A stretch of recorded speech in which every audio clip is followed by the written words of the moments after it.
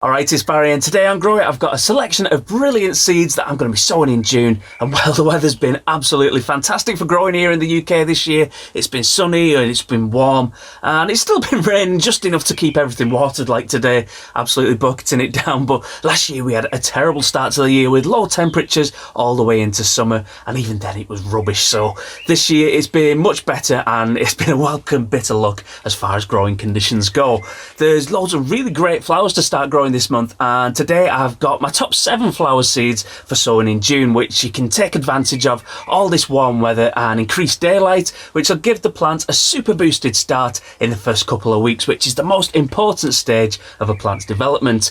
The best thing that we can do this month is that you can start sowing seeds now for your autumn and winter bedding plants, just to give your garden plenty of colour during the colder seasons, either by planting them in your borders or your flower beds, or even making your own winter hanging baskets. And you can save an absolute fortune on bedding and basket flowers just by planning ahead and sowing them now. Like, one pack of seeds can grow the equivalent of over £100 worth of bedding plants, and if you were to buy them from the garden centre anyway. And as always with my monthly sowing guides, I'll make sure that you can find all of these seeds in the description, just in case you fancy giving them a go for yourself. Right, I'm starting off this month with coleus plants, which are one of my favourite fancy foliage plants, and while these are a bit different in the sense that it's the leaves that look nice on these rather than the flowers, I'm still counting them for the sake of this month's video because they are flowering plants, aren't they? So yeah, they still count. Coleus plants are related to mint, and they're ornamentally grown all over the world, and in some countries they're also called painted nettle plants, and that's just because they look like colourful nettles. Whatever you call them, they're best known for the velvety textured soft leaves that have some especially good combinations of red, burgundy, yellow, light green, pink, brown and bronze colours in all sorts of different patterns.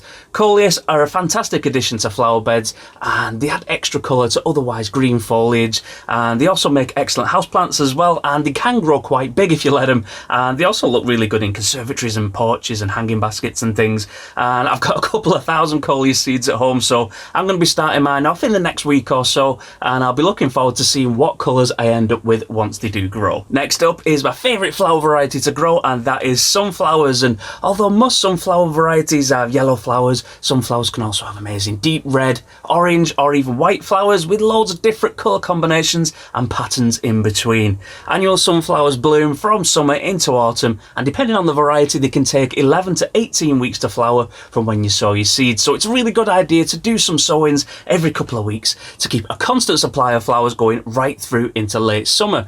Sunflowers are really easy to grow from seed, and they can grow to heights of up to 2 metres tall. To grow your own sunflowers, all that you need is a sunny, sheltered spot with some nice soil, and it's important to protect the young plants from slugs and snails, and make sure to water your sunflowers frequently, as they have really large leaves which give loads of surface area for losing water on a hot day. You can also give them a weekly feed with a regular all-purpose fertiliser, which will give them an extra nitrogen boost for extra strong and tall stems. As your sunflowers grow taller, you'll need to stake them with canes or fix them to a nearby support just to stop them falling over in the wind or when it rains. And this year I'm growing some Red Sun, Russian Giant and Vanilla Ice varieties, and I did sow the last of my Claret F1 seeds because they were really nice when they did flower, but none of them germinated. I don't think any germinated last year either, so I think that's just a bit of a duff pack, and it's really disappointing because I really did like those, and maybe they're just too old, maybe they've just had it, but I'll pick some more up next year and give them another go because I really did like those ones. I've still got enough to be going on with this year. I've sown absolutely loads of them. If you fancy giving your own sunflowers a go this year, I did make a handy guide video showing you how I like to sow my sunflower seeds. I did that last year, so I'll leave a link into that video in the description as well. Next up is violas, which are a staple of autumn hanging baskets, and you can sow viola seeds in spring like February, March and April, but you can also start sowing them now in June into next month, July, which will produce loads of plants that are ready to flower all the way through to October or even November. Right, here we go. First up, I'm going to be sowing my viola seeds. Got some compost. I've actually changed my variety of compost because the one that I had was, I think it's from Lidl, and pretty much all of the seeds that I've sown this year, they're really not doing as well as they normally would be. They're quite, well, they're smaller for a start, but they're also quite yellow, which sort of hints that there's not so much nutrients in there. I don't know whether they've recycled it from last year maybe, or I don't know. But yeah, it's not very good this year, and it's been full of sticks and everything. It's been pretty much rubbish. So this is just like grow bag. I got these grow bags and I've just been opening these up because it's a bit cheaper since the price of compost gone up with everything else. So I've just been using I've been opening up these grow bags and using this instead, and it's a bit better quality actually. It's quite fine, it's quite nice, so I'll probably stick to this for now. I've been using my own compost on my beds and everything, but it's not quite good enough for seedlings and stuff. It's still a bit rough with sort of sticks and twigs and everything, so it's great for digging into beds and everything, but not so much for doing seedlings and sowing. So there we go. Right, okay, so normal seed tray, and with these seeds, like I've got some viola seeds. These are debris ones, and as you can see, they've got 2 sowing dates on these: February to April, June to July, with obviously you've got March to July for your flowering, and then June to October on these, but they'll probably go a bit longer than that. And I do want to do quite a few of these for my hanging baskets and stuff, so I'll probably do this tray, and then I'll probably do another one as well in a couple of weeks' time. These gloves are covered in all sorts. So with these sorts of flowers, pansies, violas and things like that, they tend to like being sown onto some damp soil and then just having a really thin coat over the top. You don't really need to make drills or make holes and drop them in or anything. You can just, as I said, just drop them straight on top of some nice damp soil. So this compost is quite dry, so I've got my my sprayer here at the ready. Put some pressure in. There we go. And I'm just going to give this a spraying over just to make it nice and damp. I'll give it a bit extra just so that it soaks down into the rest of the tray. There we go.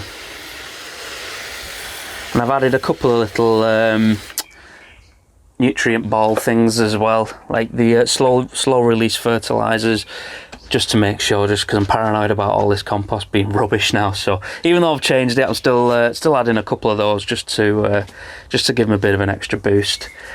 Right, okay, so we start off with the violas. So there we go, pretty small seeds.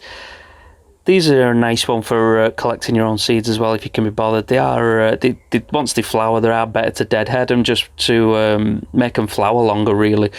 So once your flower heads die off, just cut them off or pick them off, and then it'll keep them flowering for longer. But you can leave them if you want and collect the seeds from them once they have finished. But they do have the same problem. Obviously, these are some kind of crossbreed, so they do have the risk of not actually producing any flowers next year or not growing. So for the price of them, these were 49p. It's just easier just getting a pack of seeds and just doing them than actually bothering collecting them. So just deadhead them, and then they'll keep them flowering for a lot longer in your baskets or your beds or wherever it is you're putting them, and there you go. That's as easy as that. And then this is probably actually easy with some nice dry compost, because you can just put a smaller layer over the top. It's just one of those things with compost. I don't want to spend loads of money on it because I use that much of it. I want the cheapest one I can get. So yeah, it's not really worth spending like £3.50 a bag, or even more, like, £5 a bag and £6 a bag. I can't be bothered with that because I use absolutely tons of it. So if I can get them for £2, with some sticks and stuff in, I'm not that bothered, because they generally grow all right anyway. It's just until this year when I've used those little ones, because they've been all right in the past. They've been really cheap and they've been all right, but this year not so much. Yep, that's done anyway. So what I'll do is I'll just stick a lid over on that, just to keep it nice and humid, keep that moisture up in there, keep the humidity up until they germinate, and then once they've all germinated, I'll take that lid off, because obviously they're a bit more prone to drying out in the summer. Another family of flowers from the viola genus is pansies, which are a hybrid plant with loads and loads of varieties that have been created especially for garden flowers. And just like violas, pansies have a really big sowing window, and depending on the variety, they can be sown from as early as January all the way through to August or even September. And the good thing with most varieties of pansies is that you can sow them in June, as it's either at the end of the sowing season for summer and autumn flowering varieties, pansies, or it's at the start of the sowing season for the winter flowering varieties. Right, here we go. Next up, we've got the pansies, and I've got 3 varieties for this one. I switched onto the wide angle because I've got this this mega tray. It's just 2 seed trays in a big tray, but yeah, already filled up. Damp compost as with the violas. I've got some Jolly Joker F2 from Premier Seeds. Pansies, these are Swiss Giant mixed. Diri, and then some winter flowering pansies as well. It says we've got approximately 60 seeds in this one, so can't argue for that for 99p. And these are quite nice as well. They're like orange and violet flowers. They look quite nice. So same as I say with the violas, you're just going to be dropping your seeds onto your damp compost. 1 or 2 in each cell's fine. You can either thin them out or just let them 2 grow together, but that's absolutely fine. That's those done. Yeah, I always moan about this, putting loose seeds in packets, it's rubbish. So they're having like a small sort of paper pack inside, because they just go everywhere. They're really hard to sort of mess about with. So Swiss Giant mixed, there we go, pretty much look the same. A couple of white seeds in these ones, which is interesting. And then I'm just going to do 2 rows again. And as with the violas that I mentioned earlier, when your pansies are growing, once they flower, the flowers die off fairly quickly. Just pick them off, and that'll keep the plants flowering for a lot longer. Might as well put the rest in, I'll just lash them over. There we go, that's another 2 rows of those done. Then we've got the winter flowering ones as well. And these ones will flower from around October to April next year. So these are really good, obviously, if you want to keep flowers going in your garden all the way through winter, because obviously that's a time when everything dies back. So it's nice having a couple of these nice winter flowering varieties just to put in your flower beds and your baskets and stuff. Next up is a new one for me this year, which is Polyanthus. And ever since I got my allotment, and even just when I was growing plants at home, I'm mostly concentrated on growing vegetables and fruit. So expanding into a bigger range of flowering plants has been really great, especially trying out new ones every year. Polyanthus produce clustered groups of flowers and are part of the Primulaceae family, and they're really close relatives of primroses. They aren't very well suited to alkaline soils or soils that dry out quickly, so I definitely can't grow them in the ground here at the allotment, as I'm still adding loads of organic matter into these beds just to try and improve the soil quality. But they are another perfect plant for your winter hanging baskets, so I'll be sowing some today for putting into my winter baskets. Next up, I've got nasturtiums, and these are perfect now for sowing straight into the ground wherever it is that you want them to flower. All you need to do is keep on top of clearing your weeds, and nasturtiums will grow like crazy, even in average soil. To sow your nasturtiums, make some 2cm deep drills, and then just lightly sprinkle your seeds in, and then you can just cover them back over with your soil. Or my tip for direct sowing seeds is just to cover them over with a bit of compost, as this provides you germinating seedlings with extra nutrients, and it also provides you with a visual indicator of where your seeds have been sown, making picking out those weeds a little bit easier if you're not sure which plant is which. But the good thing with nasturtiums is that they have really distinctive leaves, so even if you're not sure what they're going to look like, I'll show you a picture now, and it'll make it picking out those weeds a little bit easier. And finally, this month we have sweet peas, which are annual climbing plants growing to heights of up to 1 to 2 metres tall. And they're perfect for growing up arches and trellising, fences, walls, or even other taller plants like your sunflowers. And while sweet peas are usually purple, but through selective breeding, we now have absolutely loads of different coloured varieties. And I think one of the best parts of growing sweet peas is that you can choose your favourite coloured varieties to grow. And then at the end of the year, you can collect all of the seeds from your plants really easily for growing next year. But you have that extra element of surprise, since if you're growing multiple varieties of sweet peas, or maybe someone else is growing them nearby, you're going to get cross-pollination between all of those varieties, and that's going to bring you loads of new colour combinations in next year's flowers. It is worth mentioning though, don't rely on only your collected seeds for next year, and grow some packet ones as well, as it is possible that some varieties, especially with F1 and even more so F2 varieties, might not be able to produce viable seeds, and they almost certainly won't be the same as the flowers that produce them.